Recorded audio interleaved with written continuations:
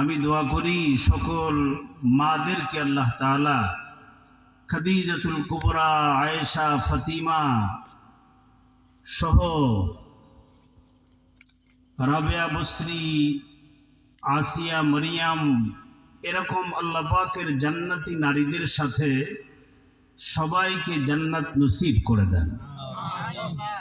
আমার ভাইরা, বাবাজানরা যারা আসছেন, সংখ্যা এটা কোনো বিষয় না। আল্লাহ পাকের কাছে কবুলিয়াতের দাম বেশি। সংখ্যা যতই হোক, বেশি হোক আর কম হোক, এটা কোনো বিষয় না।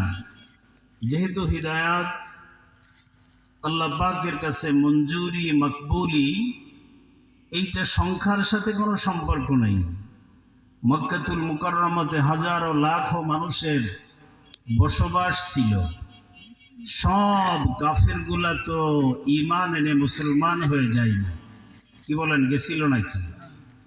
কোন বক্তার বক্তৃতায়, কোন বক্তার আলোচনায়, সে আলেম হোক, পীর হোক, মুফতি হোক, মুহাদ্দিস হোক, কারোর জবানের মধ্যে আল্লাহ তাআলা হিদায়াত লিপিবদ্ধ করে রাখেন নাই। কোন নবী রাসূলের দাওয়াতের মধ্যেও হিদায়াত নাই। হিদায়াতের মালিক একমাত্র কে বলেন? আল্লাহ রাব্বুল আলামিন।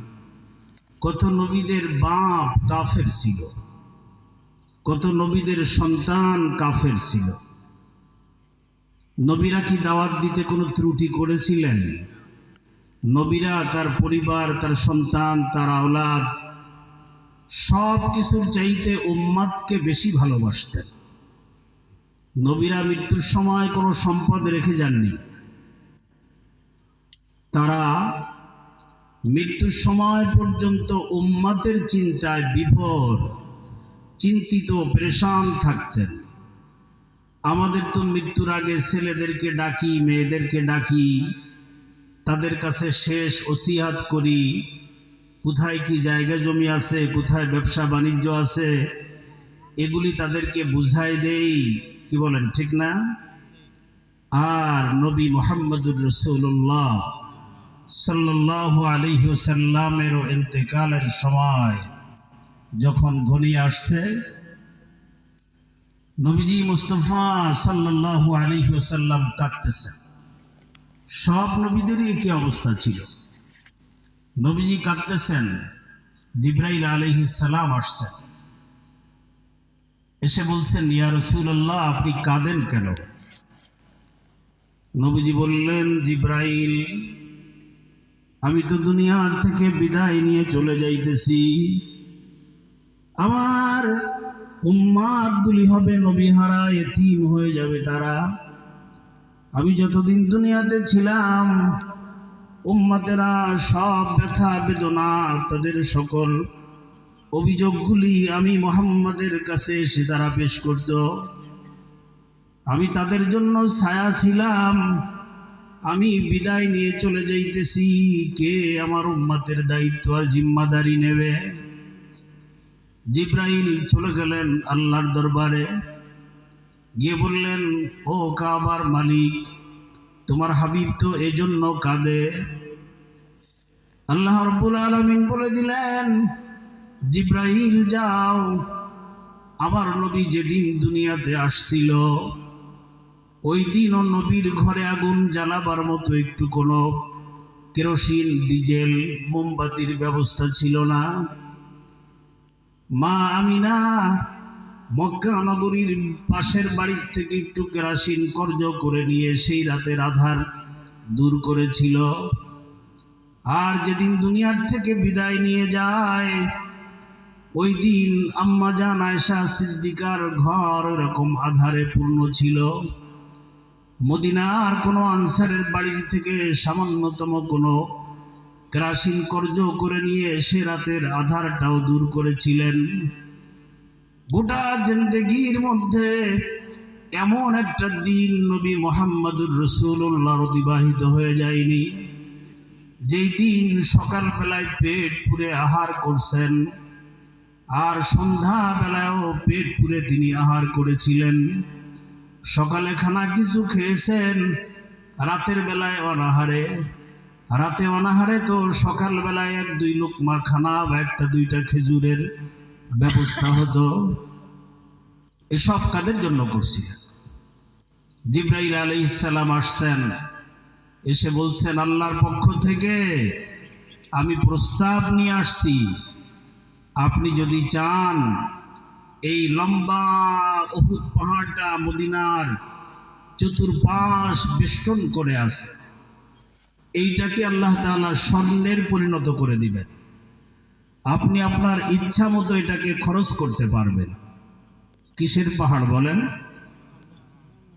আওয়াজ করে বলেন, কিসের পাহাড়? স্বর্ণের পাহাড়। নবীজি বললেন, জিবরাইল, আমি এইটা পছন্দ করি না, আমি মুহাম্মদ তো এইটা পছন্দ করি। এক ওয়াক্তের খানা খাবো আর আল্লাহর দরবারের শুকরিয়া আদায় করব। আর একটা ওয়াক্ত আসবে না খেয়ে উপবাস করে আমি সবর করব, এইটা আমি পছন্দ করি। আমি স্বাধীন মতো আরাম আর আয়েশের জিন্দেগি যদি গ্রহণ করি, আমার পরবর্তীতে যেই সমস্ত উম্মাতগুলি দুনিয়াতে আসবে, তাদের ঘর থাকবে না, বাড়ি থাকবে না, মা থাকবে না, বাপ থাকবে না, কত এতিম, দরিদ্রতার কষাঘাতে জর্জরিত কত উম্মাত আসবে দুনিয়াতে।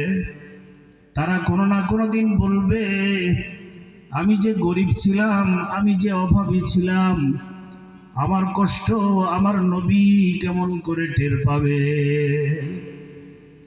এজন্য দুনিয়াতে এমন একজন মানুষ কিয়ামত পর্যন্ত আগমন ঘটবে না, যেই লোকটার চাইতে বেশি কষ্ট আর মুসিবতের মধ্যে আমার আর আপনার নবীর জিন্দেগি অতিবাহিত হয়নি। কোন মানুষকে আল্লাহ তাআলা এমন করে বানাবেন না। নবীর যদি বাপও থাকতো, মাও থাকতো, কি বলেন, এতিমরা বলতে পারতো এতিমের কষ্ট নবী কি করে বুঝবে? বলতো না? কি বলেন, বলতে পারতো কি না? মা 6 বছর বয়সে দুনিয়ার থেকে আল্লাহ তাআলা উঠাই নিলেন, বাবাকে তো দেখেনি নাই, মায়ের গর্ভে 6 মাস, তখন বাবা হারানো। এতিমের কি কষ্ট,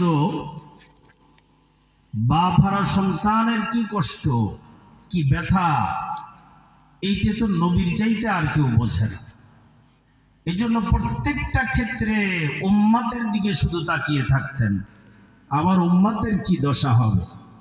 নবীজি কাঁদতেছেন, জিবরাইলকে আল্লাহ তাআলা বলে দিলেন, যাও বলে দাও আমার 2টা নাম, একটা হলো রহমান আর একটা হলো রহিম।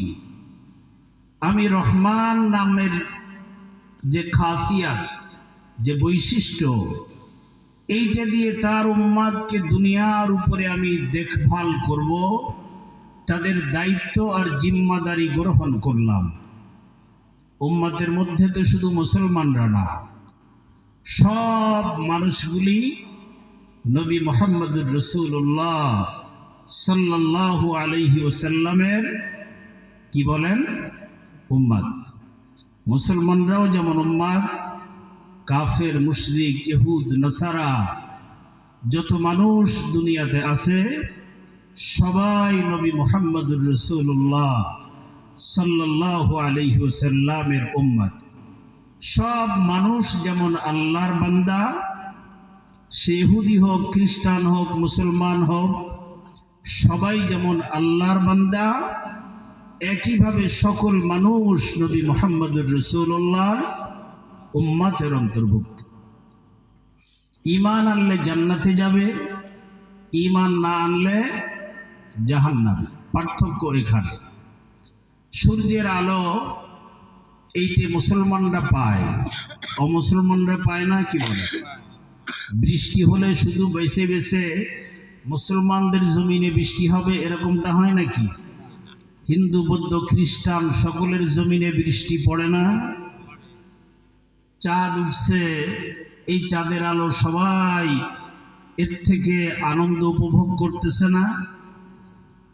খাদ্য সামগ্রী বাজার থেকে যখন আমরা কিনি, ইলিশ মাছ, এইটার স্বাদ সকলের জবানে, সকলের জিহ্বায় একই রকম লাগে, না মুসলমানের জবানে এক স্বাদ আর অমুসলমানদের জবানের স্বাদ আলাদা হয়? কি বলেন, পার্থক্য হয় নাকি?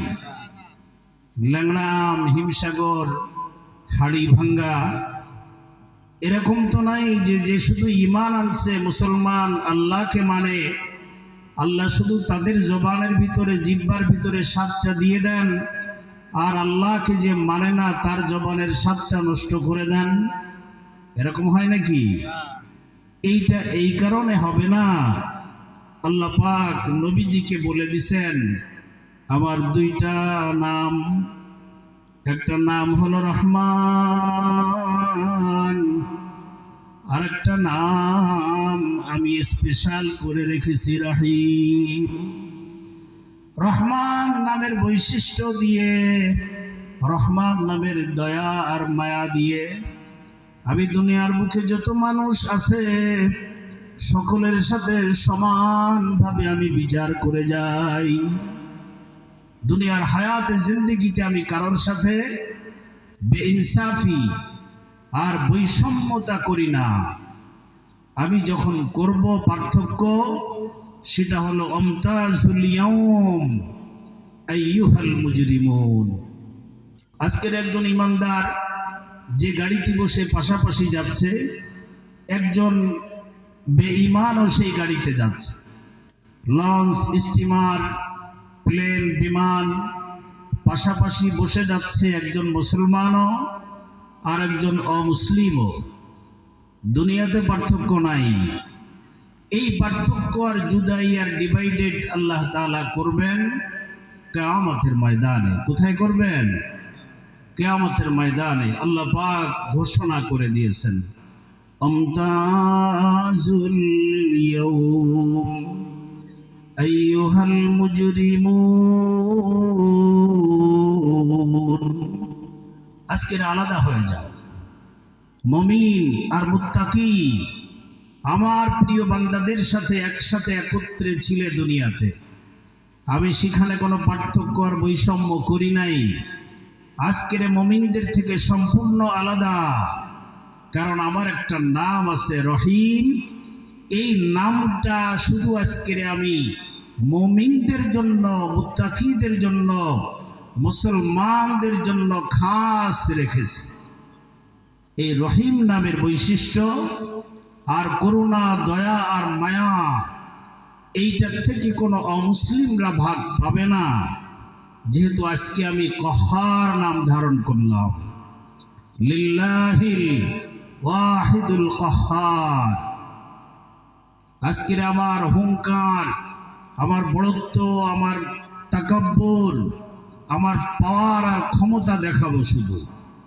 যারা দুনিয়াতে আমি আল্লাহকে ভয় পাইনি, আজকে তাদের ভয় পাওয়ার দিন। আর যারা দুনিয়াতে আমাকে ভয় পেয়েছিল, আমার হুকুম মেনে মেনে চলছিল, আজকের তাদেরকে আল্লাহ পাক বলবেন লা তাখাফু ওয়ালা তাহজানু ওয়া আবশিরু বিল জান্নাহ। কোনো ভয় নেই, কোনো চিন্তা নেই, কোনো পেরেশানি নেই। আজকের তোমাদেরকে জান্নাতের সুসংবাদ শোনানো হচ্ছে। তোমরা যা চাবে, ওয়ালাহুম মা ইয়াদউন, তারা যা চাবে আর তাই তাদেরকে দিয়ে দেওয়া হবে। তো এই জন্য আমার ভাইরা, নবীজি কাঁদতেছেন যে আমার উম্মতের কি হবে। আল্লাহ তাআলা বলে দিলেন উম্মত যতদিন দুনিয়াতে আছে তাদের দায়িত্বের জিম্মাদারি আমি নিয়ে নিলাম। নবীজি আবার কাঁদতে লাগলেন। জিবরাইল বললেন আবার কেন কাঁদেন? বললেন আল্লাহ তো শুধু দুনিয়ার উপরের জিম্মাদারি আর দায়িত্ব বুঝে নিলেন, মৃত্যুর পর থেকে নিয়ে দীর্ঘ লম্বা সময় পর্যন্ত কবরের জগতে আমার উম্মত থাকবে। এই কবরের জগতে আমিও থাকবো না, আমার আল্লাহ তো জিম্মাদারি নিলেন না। এই কবরের জগতে আমার উম্মতের কি হবে, আমি সেই চিন্তায় কাঁদি। আল্লাহ বলে দিলেন জিবরাইল বলে দাও কবরের জগতের দায়িত্বর জিম্মাদারিও আমি নিয়ে নিলাম। শুধু নিলাম না, বাপ আর মা উভয়ের মহব্বত আর ভালোবাসার মধ্যে পার্থক্য আছে না নাই বলেন? আছে না? বেশি না কম? কি বলেন? আপনারা আমার কথা বুঝতে পারতেছেন? নবীজির দরবারে এক ছোট্ট একটা বালিকা, দুইটা ছোট্ট বাচ্চা নিয়ে এক মহিলা নবীজির ঘরের দরজায় নক করতেছে। নবীজি বাড়িতে নাই। আম্মাজান আয়েশা সিদ্দিকা দরজা খুলে দেখেন এক বিধবা মহিলা, তার কোলে একটা বাচ্চা, হাতে একটা বাচ্চা। ডাক দিয়ে বললেন, কে আছেন ঘরে? আমাদেরকে একটু খাবার দেন। আম্মাজান ঘরে গেলেন, গিয়ে দেখেন মাত্র দুইটা খেজুর আছে। খেজুর দুইটা নিয়ে একটা ওই মহিলার হাতে দিলেন, আর একটাকে দুই টুকরা করে দুই বাচ্চার হাতে দিয়ে দিলেন। দুই বাচ্চার দুই টুকরা মুখে দিয়ে খেয়ে ফেলল। ক্ষুধার্ত আর তো নাই, এবার মায়ের মুখের দিকে তাকিয়ে আছে বাচ্চা দুইটা। মা ততক্ষণ পর্যন্ত এই খেজুরটা খান নাই। এবার চিন্তা করলেন, দীর্ঘ সময় পর্যন্ত তো আমার সন্তানেরা কিছু খায়নি, এই আধা টুকরা খেজুরে কিভাবে তাদের পেট ভরবে? মা না খেয়ে নিজের খেজুরটাকে আবার দুই টুকরা করে দুই বাচ্চার মুখের মধ্যে পুরে দিলেন। এবার আম্মাজানের দিকে তাকিয়ে থাকলেন। আম্মাজান চিন্তা করলেন, ঘরে তো আর কিছুই নাই, কি দিবেন তাদেরকে? চলে গেলেন মহিলা বাচ্চা দুইটা নিয়ে। নবীজি আবার কিছুক্ষণের মধ্যেই ঘরে প্রবেশ করলেন। আম্মাজান আয়েশা সিদ্দিকা ডাক দিয়ে বললেন, ইয়া রাসূলুল্লাহ, কিছুক্ষণ আগে তো আমার বাড়িতে এই ঘটনা ঘটছে।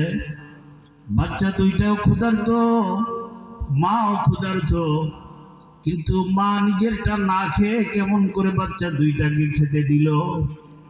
নবীজি বললেন, আয়েশা, তুমি তো মায়ের ভালোবাসা দেখছো, নিঃসন্দেহে মা তার জানের চাইতেও সন্তানকে ভালোবাসে।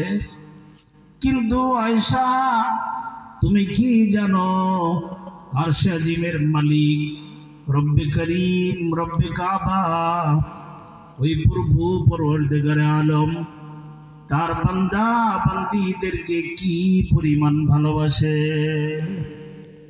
আয়েশা বললেন, আল্লাহ এবং তার রসুল ভালো জানে। নবীজি বললেন, সমস্ত মায়া মমতা প্রেম প্রীতি ভালোবাসা যা কিছু আছে সব কিছুকে একত্রিত করে আরশে আজিমের মালিক মহান রব ওইটাকে 100 ভাগ করলেন। কত ভাগ? 100 ভাগ করলেন। করে ওইখান থেকে 99 ভাগ আল্লাহ তাআলা নিজের জন্য রেখে দিলেন। এরপরে বাকি থাকলো 1 ভাগ। ওই 1 ভাগকে আবার 100 ভাগ করলেন। সেই 100 ভাগের থেকে 99 ভাগ সমস্ত নবী এবং রসুলদের মধ্যে বন্টন করে দিলেন। আর বাকি থাকলো কয় ভাগ? 1 ভাগ। ওই 1 ভাগকে তামাম পৃথিবীর সমস্ত মায়ের অন্তরে, বাবার অন্তরে, মানুষ আর জিন, দৈত্য আর দানব, হিংস্র প্রাণী, বাঘ সিংহ যা কিছু বলি না কেন, সাপ বিচ্ছু, সব প্রাণীর মধ্যে বন্টন করে দেওয়ার পরে মায়ের ভাগে যতটুকু পড়ে, মা যদি তার সন্তানকে এত বেশি ভালোবাসতে পারে, তাহলে আরশে আজিমের মালিক মহান রব তার বান্দা বান্দীদেরকে কত বেশি ভালোবাসে। রাসূল করিম বললেন, ঠিক আছে জিবরাইল, আমি তো মানলাম, কিন্তু আমার অন্তরে আরেকটা জিনিসের প্রশ্ন। আমার উম্মত তো আমি দুনিয়ার থেকে যাওয়ার হাজার হাজার বছর পর দুনিয়াতে আসবে। তারা তো সকালে গুনাহ করবে, বিকালে গুনাহ করবে, পলকে পলকে, কদমে কদমে তারা গুনাহ করতে থাকবে। আমি জানতে চাই, আমার গুনাহগার উম্মতের গুনাহ কোন সময় পর্যন্ত আল্লাহ তাদের তওবাকে কবুল করবেন? আমরা তো হরদম হর হামেশা প্রতিনিয়ত গুনাহ করেই যাচ্ছি, কি বলেন, যাচ্ছি না? তোর মাপের একটা সময়সীমা আছে না? কালো টাকা সাদা করার একটা সময় দেয় সরকার, যে এতদিনের ভিতরে এইটা দিলে তার বাকি সব কালো টাকা সাদা হয়ে যাবে। তো রাসূল করিম বলতেছেন আল্লাহ তো মাফ করবেন।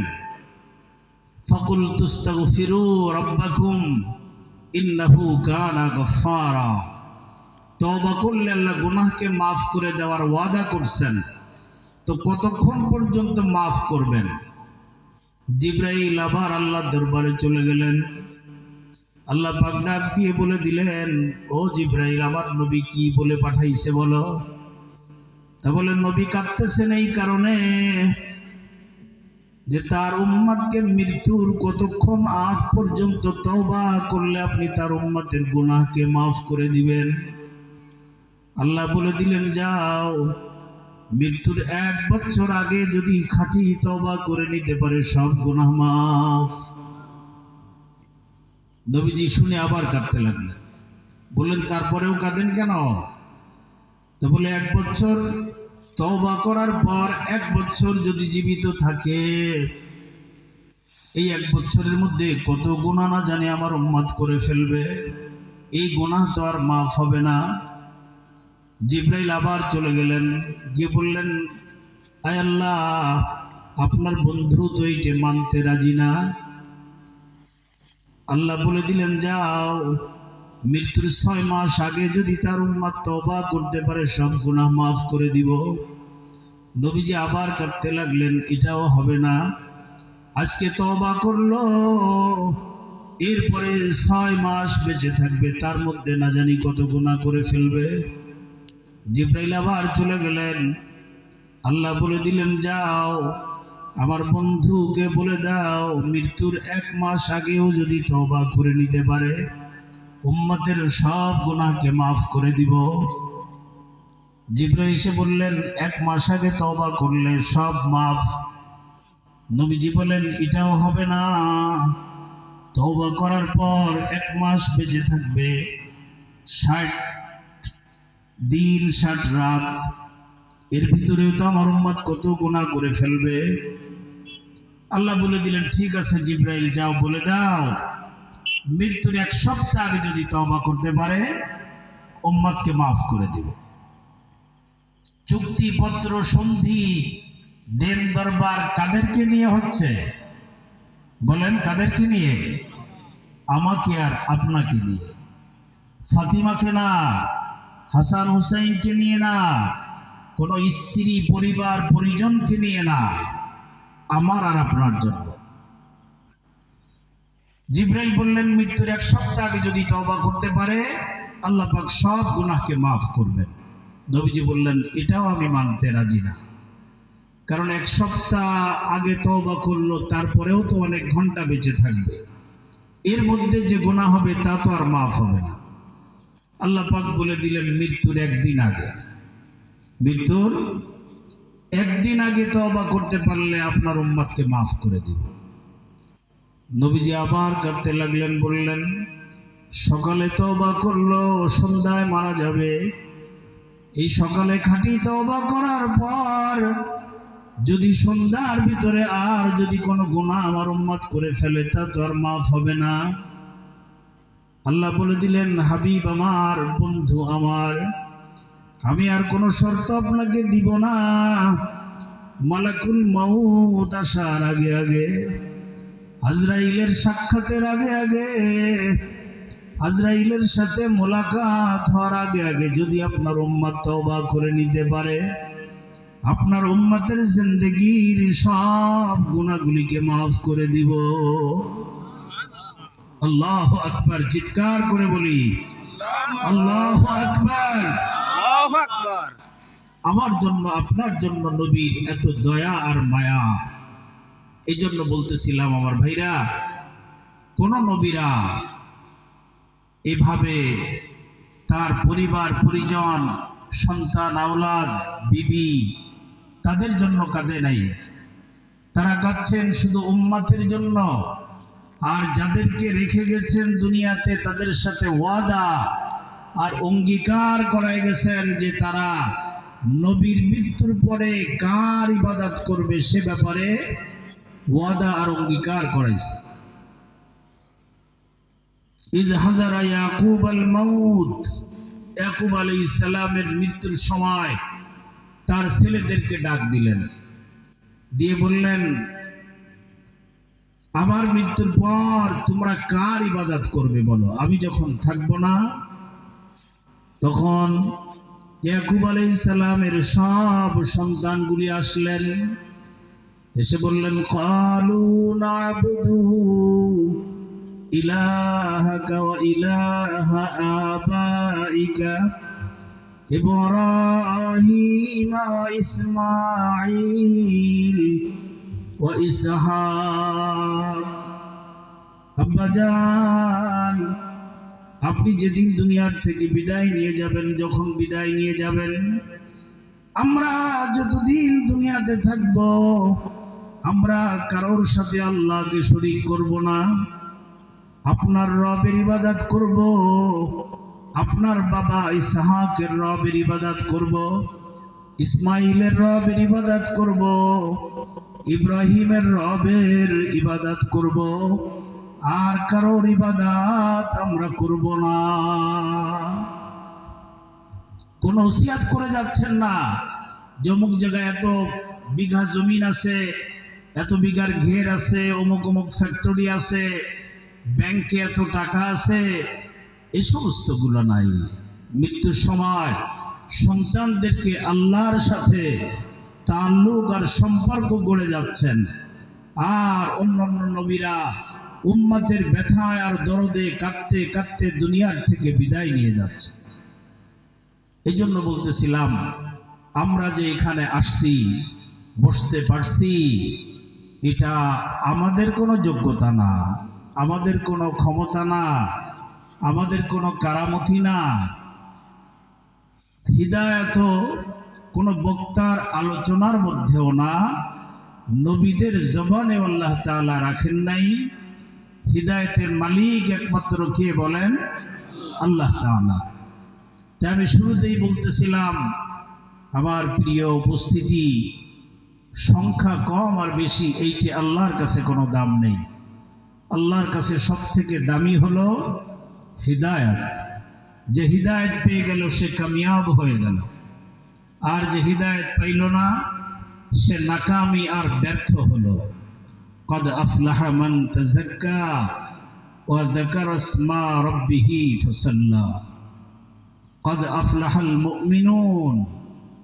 জায়গায় জায়গায় আল্লাহ তাআলা বলছেন, যারা মুমিন, যারা হিদায়াত প্রাপ্ত হলো, যারা ঈমান আনয়ন করলো, তারা সাফল্য মণ্ডিত হয়েই গেছে। তরমুজ এক বিঘার জমিনের তরমুজ 5 লাখ টাকা বিক্রি করার মধ্যে দুনিয়াবি কল্যাণ আছে। আল্লাহ পাক বেশি বেশি দান করুক, আমি দোয়া করি।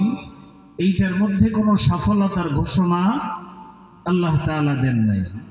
কেউ মেম্বার হলো, চেয়ারম্যান হলো, এমপি হলো, মন্ত্রী হলো, এইটার মধ্যে কোনো সফলতার ঘোষণা আল্লাহ রাব্বুল আলামিন দেন নাই।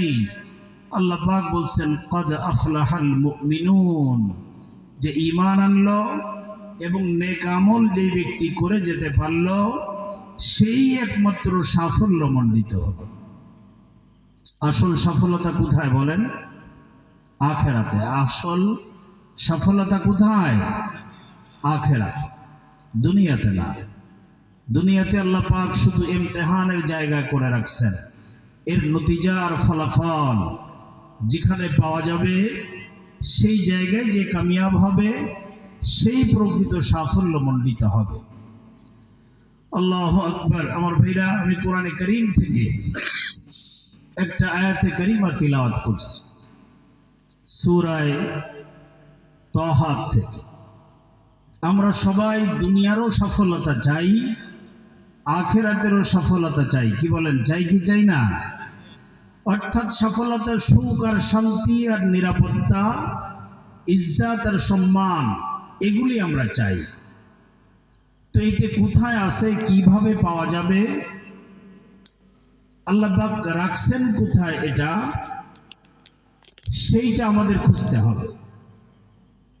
আজকের দেখেন দুনিয়াতে প্রত্যেকটা মানুষ অশান্তির দাবানলে জ্বলতেছে। সুখ আর শান্তি কি জিনিস এইটা খুঁজে পাওয়া বড় দুষ্কর হয়ে গেছে। কি ধনী কি গরিব, কি সম্পদশালী কি সম্পদহীন, কে শিক্ষিত কে মূর্খ, এইটার পার্থক্য নাই।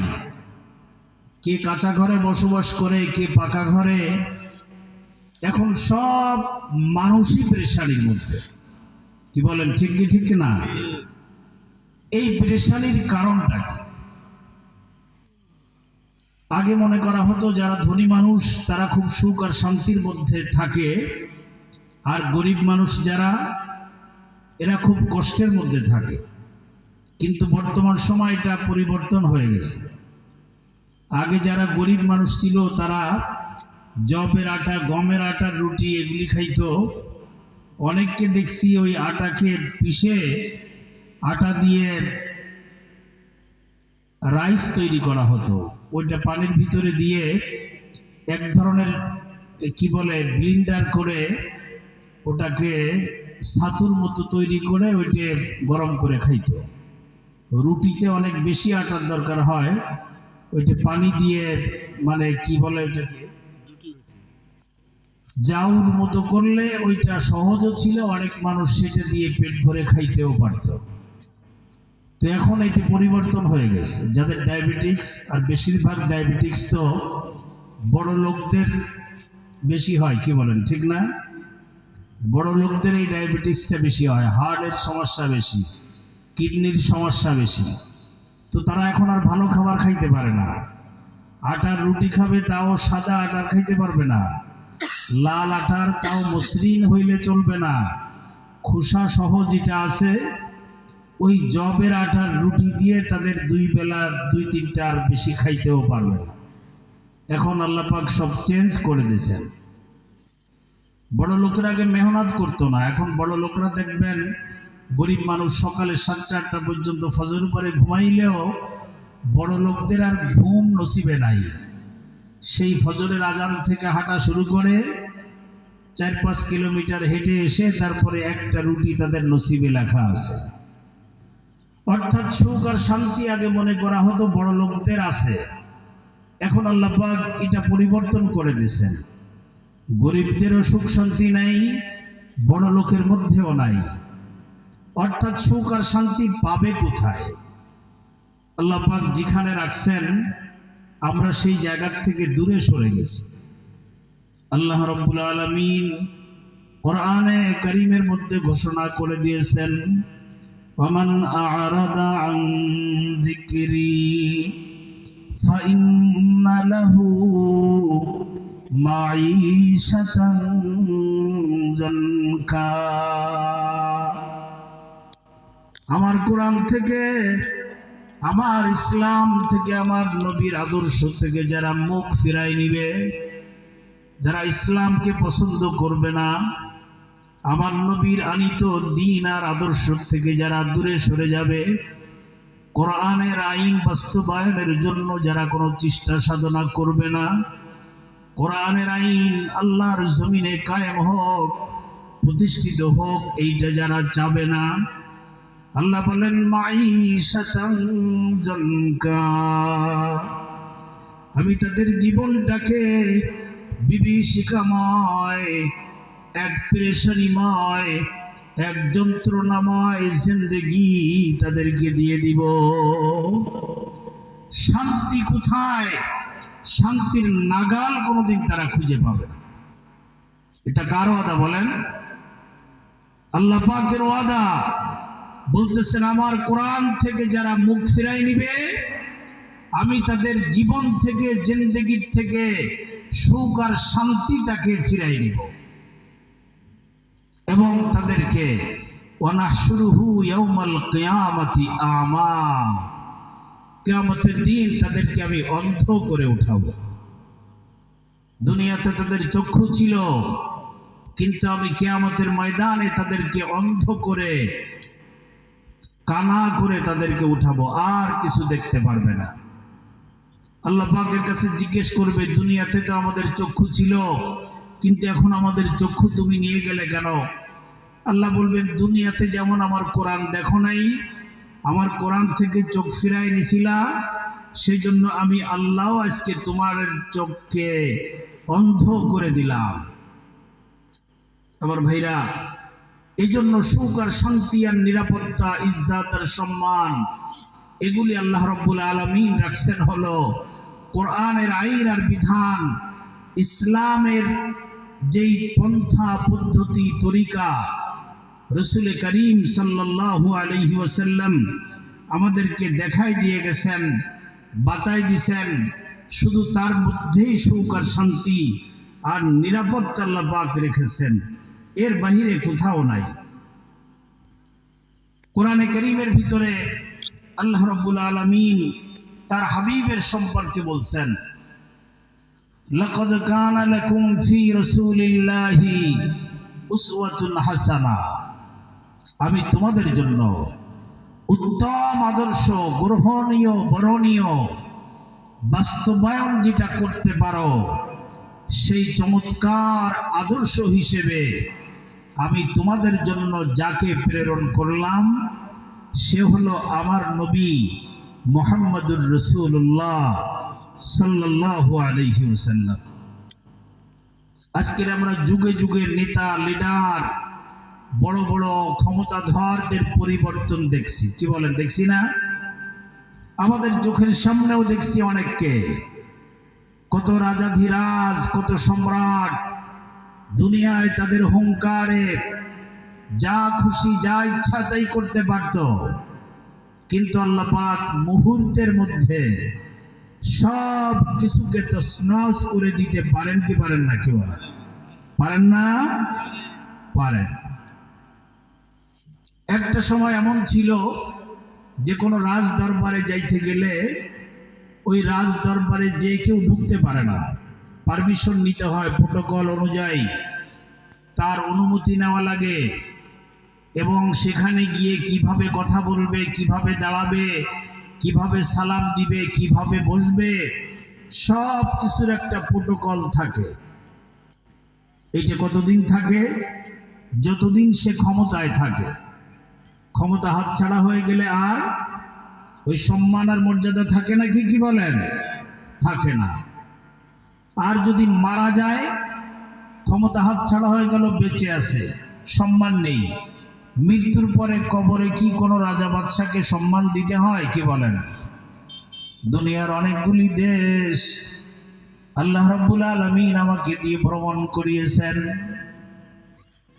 বহুত বড় বড় রাজ দরবার গুলাতে গেছি, जिनकी महलों में हजारों रंग की फानूस थी, जार उनकी कब्र पर है और नामो निशा भी बाकी नहीं, गंजती थी जिनकी नौबत से ज़मीता आसमां, मकबरों में चुप पड़ी है हा होना कुछ भी नहीं, मकबरों में चुप पड़ी है हा होना कुछ भी नहीं। যাদের হুঙ্কারে দুনিয়া কাঁপত, যাদের সাম্রাজ্যের ভিতরে সূর্য অস্তমিত যেত না, তাদের কবরের পাশে বকরি, ভেড়া, উট, দুম্বা ঘাস খায় আর পায়খানা করে, কবরের নিচের থেকে তাড়াবার শক্তিও তারা রাখে না। সম্রাট হুমায়ুন, সম্রাট শাহজাহান এই কয়েক মাস আগেও ইন্ডিয়া সফর ছিল, প্রায় 30-40টা দেশ বহুবার সফর হয়েছে। অনেক রাজ দরবারগুলি দেখছি যেখানে কোনো সিকিউরিটি নেই, নিরাপত্তা নেই, অথচ একটা সময় সেখানে মানুষ যাইতেও পারমিশন নিতে সময় লাগতো কয়েক মাস। সম্রাট শাহজাহানের দিল্লি শাহী জামে মসজিদ, পাশেই লাল কিল্লা, লাল কিল্লার মধ্যে একটা মসজিদ আছে। এই মসজিদটা সাদা মরমর পাথরের তৈরি। আপনি আজও যদি যান, মনে হবে ইঞ্জিনিয়াররা এই মনে হয় কেবলমাত্র তৈরি করে চলে গেল, অথচ 400-450 বছর আগের তৈরি করা। আমি গেলাম, আমার সাথে ইন্ডিয়ার কয়েকজন ফ্রেন্ডও ছিলেন। তো বললেন, হুজুর, এই সেই সম্রাট শাহজাহানের তৈরি করা। একটা তো দিল্লি শাহী জামে মসজিদ, আর একটা হলো দিল্লি লাল কিল্লার মধ্যে সেই মসজিদটা তৈরি করা। এই মসজিদের মধ্যে শুধুমাত্র রাজ পরিবারের লোকেরা নামাজ আদায় করতেন। রাতের বেলায় ভবন থেকে বের হওয়া নিরাপত্তা মনে করতেন না। এজন্য সম্রাট শাহজাহান, সম্রাট আলমগীর তাহাজ্জুদের নামাজগুলি এই বাড়ির ভিতরের মসজিদে আদায় করতেন। আমার বন্ধুরা ডাক দিয়ে বললেন, বহু বছর হয়ে গেল এই মসজিদে তো আর কোরআনে কারীমের তিলাওয়াত হয় না, আর জুমা হয় না, কেউ আর নামাজও পড়ে না। দেশ বিদেশের পর্যটকরা আসে আর ঘুরে ঘুরে দেখে চলে যায়। যদি আপনি চান এখানে একটু ঢুকে আমরা একটু তিলাওয়াত করতে পারি কিনা।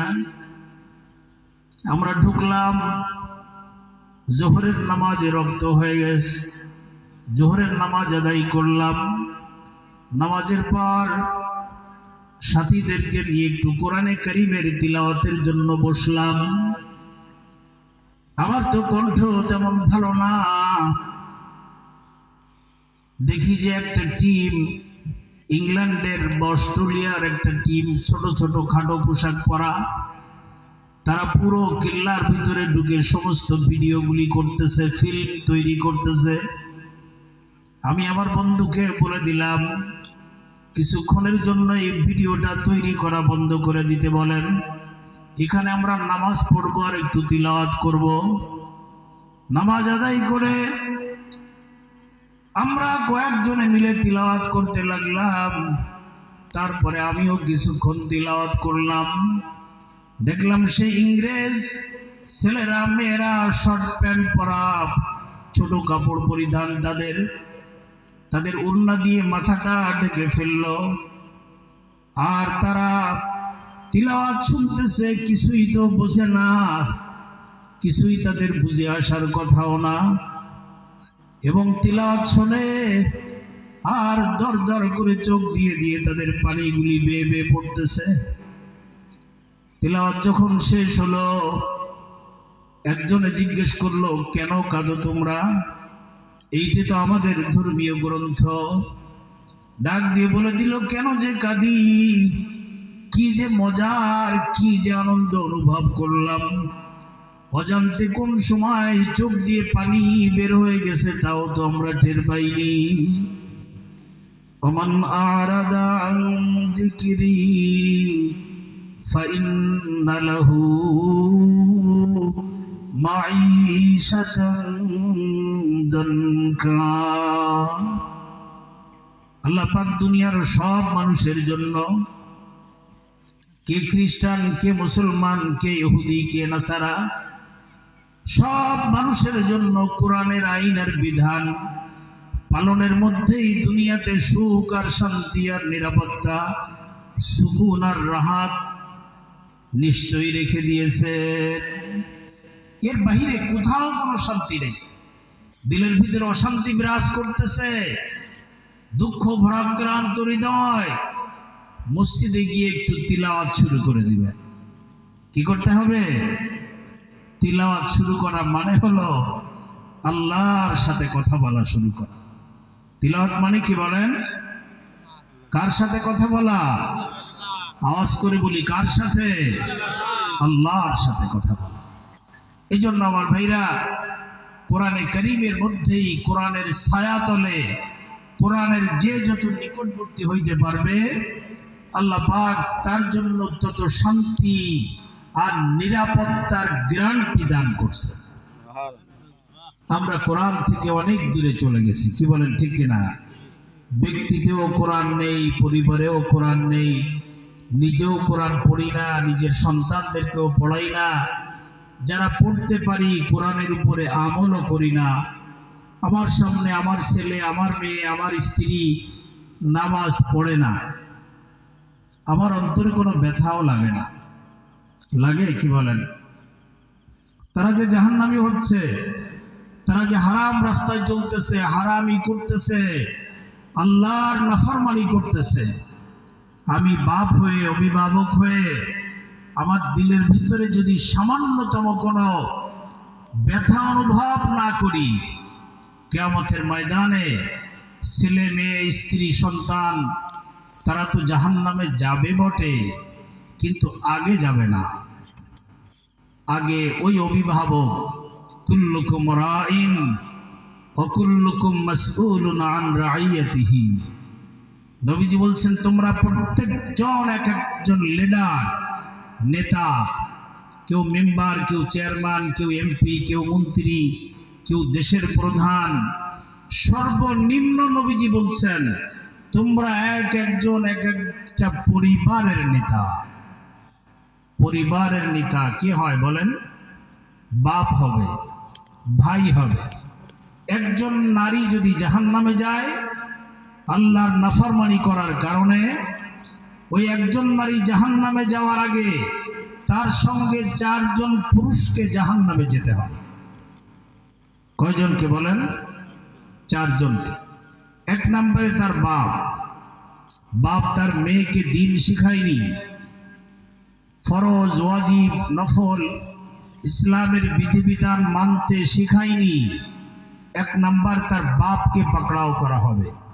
ওই মেয়েই বলবে আমি বেলাইনে চলতাম, আল্লাহর হুকুম মানিনি, বেপরদায় চলছি, নামাজ পড়িনি, টিকটক করছি, মনে যা চাইছে তাই করছি, বন্ধুদের সাথে আড্ডায়, পার্কে, বাজারে, মার্কেটে গেছি, আমার বাপ দেখতো কিন্তু আমাকে বাধা দিত না। বাপ নেই, তারপরে ধরা হবে বড় ভাইকে। ভাই যদি শাসন না করে ভাই আসামি হয়ে যাবে। এরপরে বিয়ে হয়ে গেছে, স্বামীও তার স্ত্রীকে পরিবর্তনের, সংশোধনের কোনো চেষ্টা করেনি, স্বামীকে পাকড়াও করা হবে। বলবে আমার বাপ আমাকে শিখায়নি, ভাই আমাকে শিখায়নি, আমার বিয়ে হয়ে যাওয়ার পরে স্বামী আমাকে ফিরায়নি। তারপরে বলবে যদি ছেলে থাকে, বলবে আমার ছেলেও যখন বড় হয়ে গেছে, বালেগ হয়েছে, বুঝতো ভালো মন্দ, আমি তো জানতাম না, কিন্তু আমার ছেলেও আমাকে ভালো পথে আনার চেষ্টা করেনি। এই জন্য এখানে যারা বাপেরা আছেন, ভাইয়েরা আছেন, স্বামীরা আছেন, সন্তানেরা আছেন, মাকে, বোনকে, মেয়েকে, স্ত্রীকে আল্লাহর হুকুম মানার জন্য চেষ্টা করব তো ইনশাআল্লাহ? কি বলেন? সবাই করব তো ইনশাআল্লাহ? আল্লাহ পাক আমাদের তৌফিক দান করে দেন। আমরা বুঝি করব না, কি বলেন? শুধু মহিলাদেরকে করাবো, আমাদের করতে হবে না? কি বলেন? হারাম থেকে বাঁচতে হবে কি হবে না? আল্লাহর নিষিদ্ধ কাজ থেকে সবাইকে বাঁচা লাগবে কি লাগবে না? কি বলেন? আল্লাহর নারাজি বড় খতরনাক, আল্লাহর ধরাও বড় কঠিন। আল্লাহ পাক বলছেন ওয়ালানুযীকান্নাহুম মিনাল আযাবিল আদনা দুনাল আযাবিল আকবার। আমার পাকড়াও বড় কঠিন, আমি তোমাদেরকে সুযোগ দেই ফিরে আসার জন্য। যদি ফিরে না আসো তাহলে আযাবিল আকবার, আমার পাকড়াও বড় ভয়ঙ্কর হবে, বড় দর্দনাক, বিভীষিকাময়। কেউ সেখান থেকে ছুটে যেতে পারবে না, পালাবার কোনো রাস্তার পথ তোমাদের জন্য থাকবে না। এই জন্য আমার ভাইরা, আল্লাহ পাক আমাদেরকে সুযোগ দিয়ে রাখছেন। আল্লাহ বড় দয়ালু, বড় মেহেরবান। আমরা অপরাধ করি, আল্লাহ তা জানেন। কি বলেন? জানেন না? আমিও অপরাধী। আমি আলোচনা শেষ করে দিব এখনই। নিঃসন্দেহে আমরা অপরাধী, কোনো সন্দেহ নেই। আমিও গুনাহগার, আপনারাও গুনাহগার। নারাজ হলেন নাকি? কি বলেন? অসন্তুষ্ট হয়েছেন? নবীজি সাহাবীদেরকে বলতেন কুল্লুকুম খাত্তাউন, তোমরা সবাই গুনাহগার। তো সাহাবীরাও যদি গুনাহগার হইতে পারে, আমরা কি গুনাহ থেকে খালি থাকতে পারি? কি বলেন? দুনিয়ার সব মানুষ গুনাহগার, কিন্তু আল্লাহ পাক বড় দয়ালু মেহেরবান। আল্লাহ রাব্বুল আলামিন বড় আদরের সাথে মায়া আর মোহাব্বতের সাথে ডাক দিয়ে বলছেন, ইয়া ইবাদিয়াল্লাযীনা আসরাফু আলা আনফুসিহিম লা তাকনাতু মির রাহমাতিল্লাহ। অন্য আয়াতের ভিতরে বলছেন, ফাকুল তুস্তাগফিরু রাব্বাকুম ইন্নাহু কানা গফফারা। তোমরা কি চাও দুনিয়াতে? কি দরকার তোমাদের? তোমরা যা চাও সব দিয়ে দিব।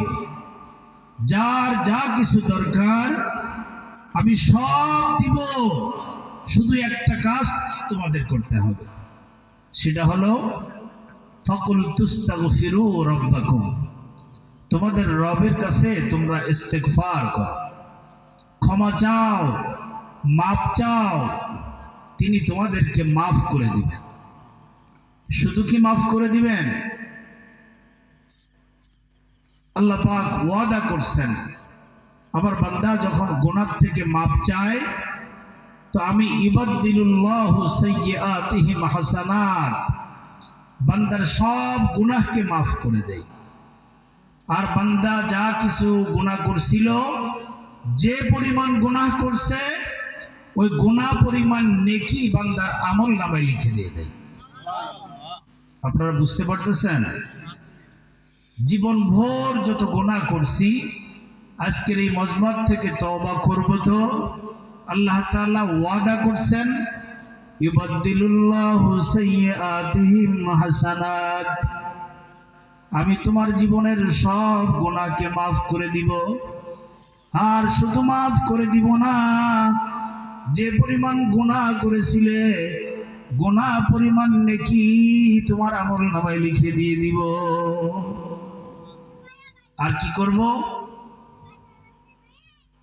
وَيُمْدِدْكُمْ بِأَمْوَالٍ وَبَنِينَ وَيَجْعَلْ لَكُمْ جَنَّاتٍ وَيَجْعَلْ لَكُمْ أَنْهَارًا। কারণ রিজিকের অভাব, আমার কাছে তওবা করে মাপ চাও, রিজিকের ব্যবস্থা করে দিব। অসুস্থ, ইস্তেগফার পড়ো, আমি তোমার রোগকে ভালো করে দিব। কোন চিন্তার পেরেশানিতে পড়ে গেছো, তওবা করো, ইস্তেগফার করো, পেরেশানি দূর করে দিব। ছেলে মেয়ের বিয়ে হয় না, ইস্তেগফার করো আর কান্নাকাটি করো, বিয়ের ব্যবস্থা করে দিব। মিথ্যা মামলা মোকদ্দমায় পড়ে আসো, জামিনের কোনো বন্দোবস্ত হইতেছে না, আমার কাছে তওবা করো, আমি জামিনের ব্যবস্থা করে দিব। ফসল লাগাইছো জমিনে, ঠিক মতো ফসল ফলতেছে না, দোয়া করো, ইস্তেগফার করো, গুনাহকে মাফ করে দিব, ফসলে খেত ভরে দিব।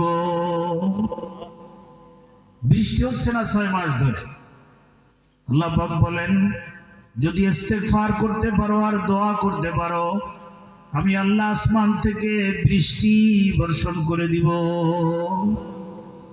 ইন্না ওয়াদাল্লাহি হাক্ক, আল্লাহ বলেন আমি ওয়াদা খেলাফ করি না। কি বলেন আল্লাহ তাআলা?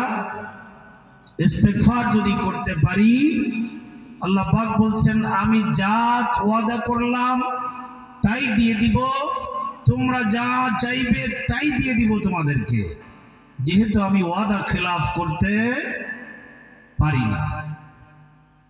তো আমরা ইস্তেগফার করতে রাজি আছি? সবাই রাজি আছি তো? আমি রাজি আছি, আপনারা রাজি আছেন ইনশাআল্লাহ? ইস্তেগফার, নবীজি বলছেন ফাকুল তুবা লিমান ওয়াজাদা, এই হাদিসটা আমি পড়ছি, তুবা লিমান ওয়াজাদা ফি সাহিফাতিহি ইস্তিগফারান কাসীরা। কিয়ামতের ময়দানে অনেক অনেক নেক আমল নিয়ে উঠবে। কেউ নামাজ নিয়ে, রোজা নিয়ে, দান সদকা নিয়ে, হজ নিয়ে, কিন্তু কোনো আমলে এত বেশি খুশি হবে না আল্লাহর বান্দারা যখন সে তার নামায় আমালের মধ্যে ইস্তেগফারের সংখ্যা বেশি দেখবে। এইটাই যত খুশি হবে, অন্য কোনো আমলে এত খুশি হবে না। কারণ ইস্তেগফার হয় শুধুমাত্র আল্লাহর জন্য, আল্লাহর কাছে। আমি নামাজ পড়ি, এর মধ্যে লৌকিকতা থাকে। মানুষ আমাকে নামাজি বলবে, মুসাল্লি বলবে। হজ করি, মানুষ হাজি বলবে। দান করলে দাতা বলবে। সবগুলোর মধ্যে কি থাকে? লোক দেখানো, মানুষ দেখানো লুকায়িত থাকে। আর ইস্তেগফার, তওবা, এইটা মানুষ কার কাছে করে বলেন? এটাকে মানুষকে দেখায় করে? গভীর রাতে মসজিদের এক কোনায় বসে তাম পৃথিবীর সব মানুষগুলি ঘুমানো, বাড়িতে স্ত্রী ঘুমানো, সন্তানেরা ঘুমানো, ওই বাপ বুড়া মানুষ দাড়ি চুল পেকে সাদা হয়ে গেছে, কেউ কথা শোনে না, কেউ তাকে আর সম্মান আর ইজ্জত দেয় না। ওযু করে এসে 2 রাকাত সালাত তওবা নামাজ আদায় করছে, আর সিজদায় পড়ে কেঁদে কেঁদে হাত দুখানা আরশে আজিমের মালিকের দরবারে উঁচু করে রাখছে। চোখের পানিতে দাড়িগুলি ভিজে ভিজে পড়তেছে। দুনিয়ার কেউ কি এই কান্নার আওয়াজ শোনে? আর কেউ কি দেখে? বলেন, দেখে কি দেখে না? যেহেতু তওবাটা শুধু একান্ত গোপনে করে, তওবা কখন করে? কেউ যাতে জানতে না পারে। আমি কত গুনাহ করলাম, কত জিনা করছি, ব্যভিচার করছি, আল্লাহর নাফরমানি করছি, দুনিয়ার কেউ তো খবর রাখে না। মদিনার মধ্যে এক তবলা বাদক ছিল, গান বাজনা করে করে মানুষদেরকে আনন্দ দিত। ওই তবলা বাদক এখন বুড়া হয়ে গেছে, কণ্ঠের স্বরও ভালো নেই, কেউ আর তার গান ডাকলেও আর শুনতে চায় না। আগে ইয়ং বয়সে মানুষকে আনন্দ দিত, গান বাজিয়ে বাজিয়ে, তবলা বাজিয়ে বাজিয়ে মানুষদের থেকে টাকা পয়সা পাইত। এখন কণ্ঠস্বরও ভালো নেই, মানুষদেরকে শোনাতে চাইলেও কেউ আর তার গান শোনে না। এখন স্ত্রীর কাছেও মর্যাদা নেই, সন্তানেরাও কোনো পাত্তা দেয় না। এরকম বুড়া মানুষের ব্যাপারে আল্লাহ রাব্বুল আলামিন বলেন, এক সময় তো তার অনেক দাপট ছিল, অনেক বাহাদুরি ছিল, অনেক ক্ষমতা ছিল। এখন কথা বলতে গেলে মাথা কাঁপতে থাকে, হাঁটতে গেলে মাজায় ব্যথা, লাঠি ভর দিয়ে দিয়ে হাঁটে, সোজা হয়ে দাঁড়াইতেও পারে না। তার কথাও কেউ শোনে না, কেউ আর ইজ্জত আর সম্মানও দেয় না, যেহেতু টাকা পয়সা আর এখন তার কাছে নাই। ঠিক ওই তবলা বাদক চতুর্দিক থেকে নিরাশ হয়ে এবার চিন্তা করলো, কোথায় যাব, কার কাছে যাব? সব দরজা তো বন্ধ, আমি এখন আর কার কাছে যে ডাকবো? মদিনার মসজিদে গেলে তো মানুষজন দেখবে, ঠাট্টা বিদ্রুপ করবে।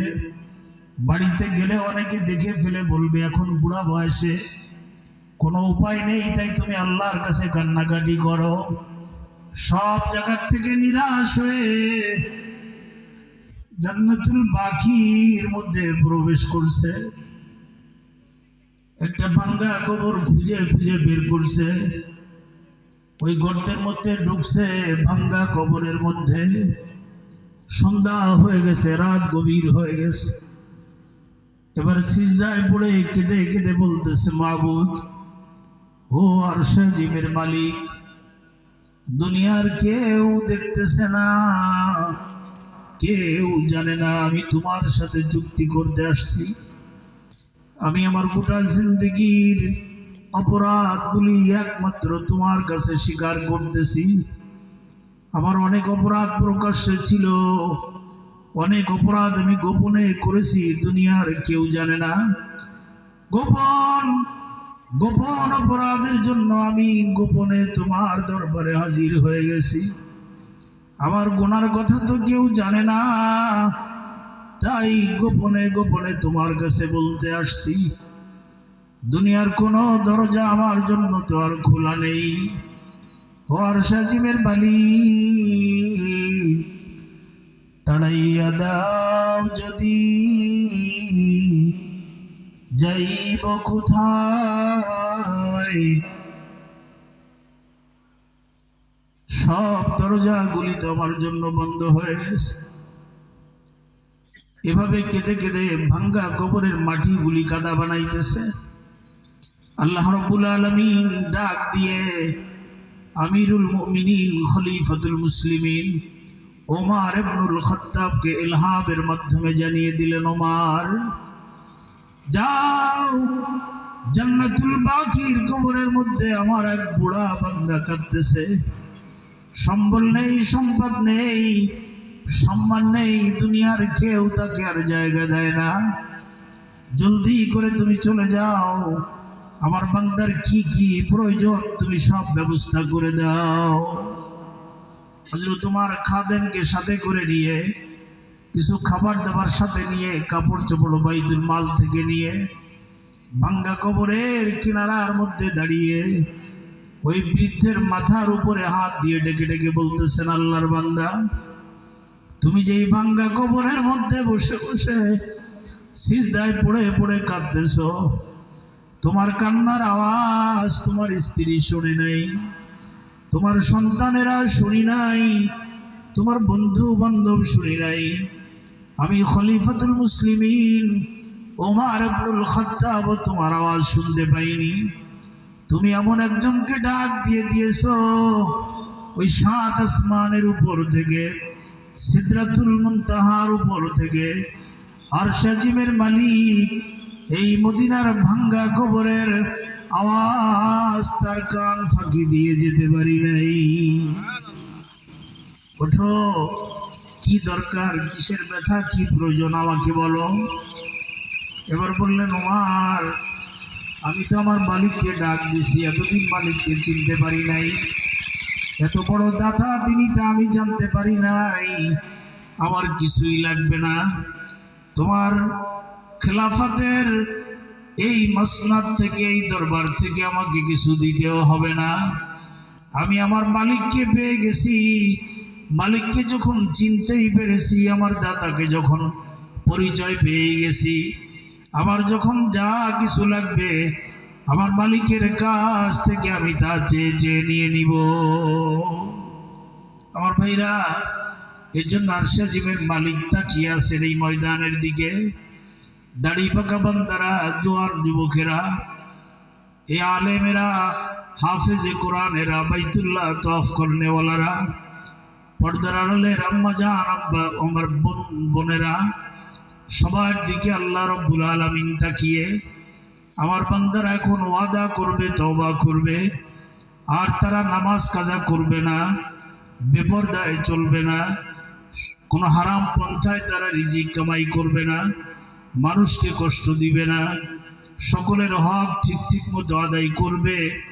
না জানলে আলেম উলামাদের কাছ থেকে জেনে নিবে, হালাল হারাম কোনটা ভালো করে বুঝে নিবে। তারা এভাবে চিন্তা করে ওয়াদা করে যদি আল্লাহর কাছে খাঁটি তওবা করতে পারি, আল্লাহ জিব্রাইলকে ডাক দিয়ে বলে দিবেন, জিব্রাইল, অমুক গ্রাম ওড়া বুনিয়া শাহী জামে মসজিদের উদ্যোগের এই মাহফিলের মাঠে বসে আমার বান্দা বান্দিরা আমার সাথে ওয়াদা করছে, তারা আর কোনো দিন গুনাহ করবে না। ও জিব্রাইল, আমি আমার বান্দা বান্দির উপরে রাজি হয়ে গেছি, আমি তাদের গুনাহগুলিকে মাফ করে দিলাম। শুধু মাফ করে দিলাম না, ইউবাদদিলুল্লাহু সাইয়্যাতিহিম হাসানাত। আমার বান্দা বান্দি যে পরিমাণ গুনাহ করেছিল, গুনাহ তো মাফ করেই দিলাম, এবং গুনাহ বরাবর নেকি তাদের আমল নামায় লিখে দিয়ে দিলাম। জিব্রাইলকে ডাক দিয়ে বলেন, জিব্রাইল, তুমি আসমানের সব বাসিন্দাদেরকে বলে দাও, অমুকের ছেলে অমুক, অমুকের মেয়ে অমুক তওবা করছে আমার কাছে। আসমানের বাসিন্দারাও যেন তাদের উপরে রাজি খুশি হয়ে যায়। এবার আসমানের বাসিন্দারা জমিনের বাসিন্দাদেরকে ডাক দিয়ে বলে দেন, আমি যখন গুনাহ করি, হয়তোবা রাতে করি বা দিনে করি, জমিনের উপরে করি, বৃক্ষের তলায় করি, যে জায়গায় করি না কেন, এই রাত আর দিন, সূর্য আর চাঁদ, আধার আর আলো, এই জমিন আর বৃক্ষ, কীট পতঙ্গ, সব কিছু আমার গুনাহের সাক্ষী হয়ে থাকে। আসমানের বাসিন্দারা বলে দেন, আল্লাহর বান্দা বান্দি তওবা করেছে, আল্লাহ তার বান্দা বান্দির উপরে রাজি আর খুশি, জিবরাইলও খুশি, আমরা আসমানের বাসিন্দারা সবাই খুশি। ও জমিনের কীট পতঙ্গ, চাঁদ, সূর্য, ও মাখলুকাত, তোমরা যারা যারা বান্দার গুনাহের সাক্ষী ছিলে, তোমাদের অন্তর থেকে বান্দার গুনাহের কথাগুলিকে তোমরা ভুলে যাও। সবাই ভুলে যাবে আমরা যে কোনো গুনাহ করছি, এইটার কারোর জেহেনের ভিতরে আল্লাহ পাক বাকি রাখবেন না। এই দয়ালু মাওলা, মেহেরবান মালিক আমাদের দিকে তাকায় আছে। আমরা এখনই তওবা করব ইনশাআল্লাহ।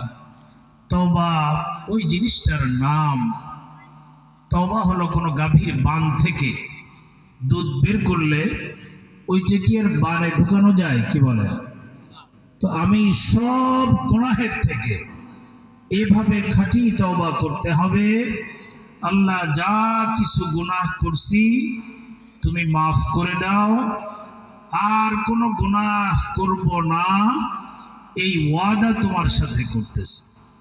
দিলের মধ্যে কোনো গুনাহের খাহেশ, গুনাহের চিন্তা, গুনাহের কামনা বাসনা ভিতরে রাইখে তওবা করলে সেই দোয়া কি, সেই তওবা কি কবুল হবে না। এই জন্য পাক্কা ইরাদা করে, খাঁটি ওয়াদা করে আল্লাহর সাথে তওবা করলে আল্লাহ পাক সেই তওবাকে কবুলের ওয়াদা করছে। আমি যেখানেই যাই সব ভাইকে নিয়ে এই তওবাটা পড়ি, আপনাদের নিয়েও পড়ব। সাইয়্যিদুল ইস্তিগফার। কোন বান্দার যদি সাগরের ফেনা বরাবর গুনাহ হয়ে গিয়ে থাকে, দুনিয়াতে যত বালু রাশি আছে, কি পরিমাণ বালি আছে, এইটা কি গণনা করা যায়? কি বলেন? কেউ করে শেষ করতে পারবে? এই বালি বরাবর গুনাহ যদি কেউ করে ফেলে, দুনিয়াতে যত বৃক্ষ রাজি আছে, যত গাছ, যত পাতা আছে, এই পরিমাণ গুনাহ ও যদি কেউ করে ফেলে, এরপরেও যদি জমিন থেকে আসমান পর্যন্ত খালি জায়গাটাও কোনো বান্দা বান্দির গুনাহের দ্বারা পরিপূর্ণ হয়ে যায়, এই পরিমাণ গুনাহ একজন বান্দাও যদি করে, তারপরেও আল্লাহ তাআলা ওয়াদা করছেন এই তওবা পড়ার দ্বারায়, ইস্তিগফার পড়ার দ্বারায় আল্লাহ তার সব গুনাহকে মাফ করে দিবেন। সবাই পড়ি, আল্লাহুম্মা আনতা রাব্বি লা ইলাহা ইল্লা আনতা খালাকতানি ওয়া আনা আবদুকা ওয়া আনা আলা আহদিকা ওয়া ওয়াদিকা মাস্তাতা'তু আউযু বিকা মিন শাররি মা সানা'তু আবু'ু লাকা বিনি'মাতিকা আলাইয়া ওয়া আবু'ু বিযামবি ফাগফিরলি ফাইন্নাহু লা ইয়াগফিরুয যুনুবা ইল্লা আনতা আস্তাগফিরুল্লাহ আস্তাগফিরুল্লাহ, আস্তাগফিরুল্লাহ, আস্তাগফিরুল্লাহ, আস্তাগফিরুল্লাহ, আস্তাগফিরুল্লাহ। اللهم صل على سيدنا محمد، اللهم صل على سيدنا محمد، اللهم صل على سيدنا محمد।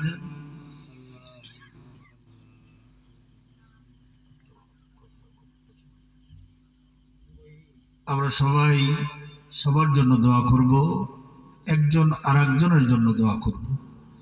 এক জবানের দোয়া আল্লাহ পাক অন্য বান্দার জন্য কবুল করেন। মুসা আলাইহিস সালাম আল্লাহ পাকের কাছে দরখাস্ত করছিলেন, আল্লাহ কোন জবানের দোয়া তোমার কাছে বেশি পছন্দনীয়?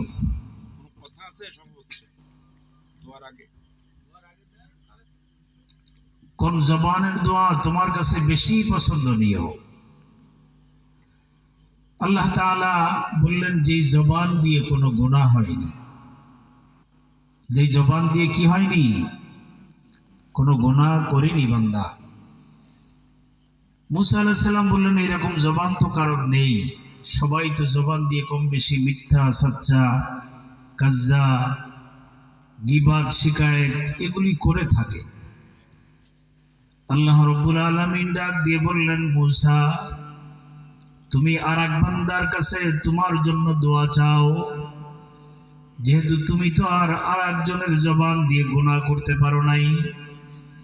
এজন্য এক বান্দা যখন আরেক বান্দার জন্য দোয়া করে, আল্লাহ পাক ওই দোয়াটাকে মাসুম জবানের দোয়া হিসেবে কবুল করেন। এজন্য আমরা সবাই সবার জন্য দোয়া করব।